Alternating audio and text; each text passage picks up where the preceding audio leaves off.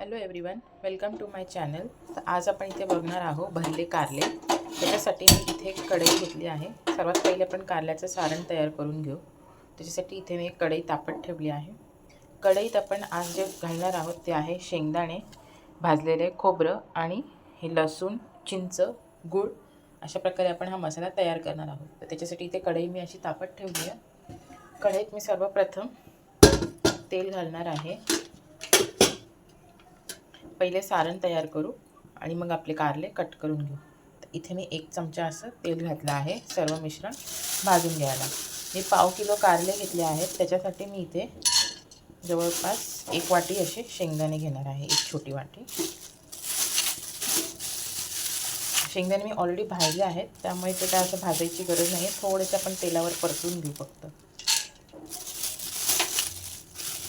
तर हे असे आपले शेंगदाणे आहे. शेंगदाणे असे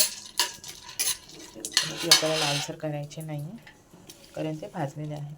शेंगदाण्यात जाईल हे किसलेलं सुकं खोबरं. 1 वाटी शेंगदाण्याला मी अर्धी किंवा असं पाऊण वाटी खोबरं घेतलेलं आहे. खोबरं इथे येईल आपलं थोडंसं जिरं. तर हे आता सर्व असं आपण छान थोडंसं लालसर भाजून घेणार आहोत.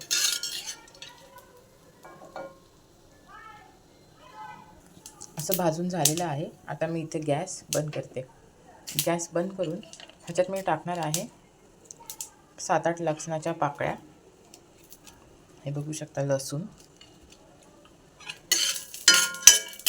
आता याच्यात आपले जातील चिंच. मी इथे एवढीशी चिंच घेतली आहे, बघू शकता, 1 पाव कारल्यासाठी.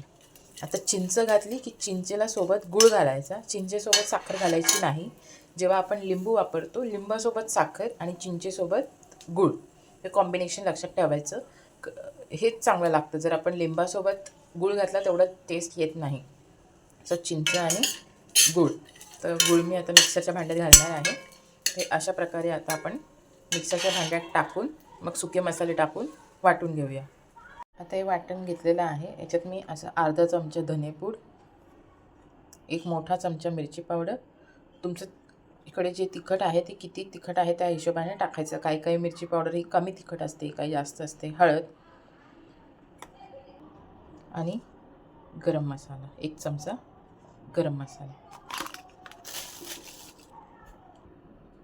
मीठ आपण कारले उकडून त्याच्यात पण मीठ घालणार आहोत, तर त्या हिशोबाने आपल्याला मीठ घालायचं आहे. आणि गूळ मी गूळ पण टाकून घेतला आहे. आपण 1 चमचाभर जसे चिंच घेतली तसंच चमचाभर पण आपण गूळ घेतला आहे. हे सारण नंतर थोडंसं टेस्ट करून बघायचं. जर याच्यात आंबट गोडचं काय बॅलन्स नाही वाटलं तर थोडंसं मग त्या हिशोबाने ॲड करायचं. आता हे सारण आपण वाटून घेऊयात, गार करून वाटून घ्यायचे. आता हे जे कारले घेतले आहेत आपण ह्यांना कट करून घेऊयात. तर कारले कट करायसाठी आपण ह्याचं पुढचं आणि मागचं देठ काढणार आहोत. नंतर याला मधून कट करून याच्या बिया काढून घेणार आहोत. आता हे छोटे कारले आहेत तर मी याचे 2च तुकडे करेन. तुमच्या हिशोबाने जर तुम्हाला 1 मोठा पीस चालत असेल तर तुम्ही याला अख्खं पण ठेवू शकतात, किंवा जर मोठे कारले असेल तर त्याचे 2 किंवा 3 तुकडे करता येतात. आता याला मी असं कट करून घेणार आहे. तर अशा प्रकारे मी कारल्याचे मागचे पुढचे देठ काढून ह्याला मधून पण कट केलेला आहे. या बिया आता आपण काढून घेणार आहोत. त्या सुरीच्या मदतीनेच काढायच्या शक्यतो. आता ह्या नखात गेल्या तर फार त्रास होतो बरेच दिवस. तर हे आपण सुरीच्या मदतीने आता हे काढून घेणार आहोत. आणि याला एक याच्यामध्ये असं स्पेस तयार करायचं आहे ज्याच्यात आपल्याला सारण भरायचं आहे. तर अशा प्रकारे आपण सर्व इथली कारले कट करून घेणार आहोत. सर्व कारल्यांच्या बिया काढून झालेल्या आहेत. आता आपण याला गरम पाण्यात थोडंसं मीठ घालून शिजवून घेऊया, म्हणजे त्याचा कडूपणा कमी होतो. कढईत गरम पाणी टाकते मी, म्हणजे पाणी टाकते ते गरम करूया. आता आणि मीठ आणि हळद घालूया. अर्धा चमचा मीठ आणि अर्धा चमचा हळद मी घातलेली आहे. पाण्याला उकळी आली की आपण त्याच्यात कारले टाकूया. पाण्याला उकळी आली आहे, त्याच्यात आता आपण आपले कारले टाकून घेऊयात. कारले आपल्याला थोडेसे शिजवून घ्यायचे आहेत, कारण नंतर आपण फक्त ते तेलावर परतणार आहोत. तर त्याच्यामुळे हे अशा प्रकारे गरम पाण्यात टाकून शिजवून घ्यायचे. चांगलं आणि हे पाणी नंतर टाकून द्यायचं, म्हणजे याच्यातला जो काही कडवटपणा आहे तो निघून जाईल. सगळे कारले आता शिजून तयार आहेत. हे मी बघू शकता, हे असे शिजवलेले आहेत. आता याला आपण हे जे काही आपण सारण बनवलं आहे, आतला मसाला तो याच्यात भरून आणि आपण त्याला तेलावर परतून घेऊया.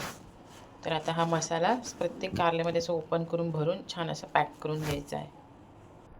सगळे कारले भरून झाले आणि इथे आपलं हे मसाला पण उरला आहे. आता आपण सर्वात पहिले गॅस चालू करू, त्याच्यात तेल टाकून घेऊया. तेल आता गरम झालेलं आहे. त्याच्यात आता आपण आपलं एक एक कारला असं सोडूया.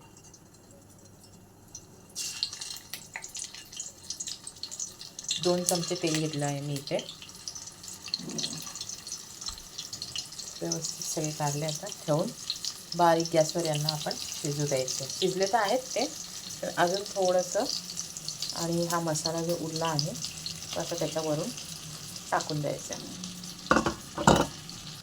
हे असा मसाला व्यवस्थित त्याच्यावर टाकून घ्यायचा आहे. आता याच्यावर आपण आपलं झाकण ठेवूया. गॅस एकदम बारीक ठेवायचा आहे. एका साईडने छान असे परतले कारले की मग त्याला पलटी करायचे. आणि त्याच्यासाठी थोड्या वेळ त्याच्यात वाफ भरू देऊ आणि मग त्याचा मसाला पण त्याच्यात छान एकजीव होईल. आता याला आपण असं बारीक गॅसवर ठेवलेलं आहे. आता इथे आपले कारले झालेले आहेत. छान त्यांचं तेलही सुटलं आहे आणि ते मी एकदम फक्त मध्ये परतले होते, म्हणजे खालून वरून फक्त मिक्स करून घेतले होते. आता हे मी गॅस बंद करते.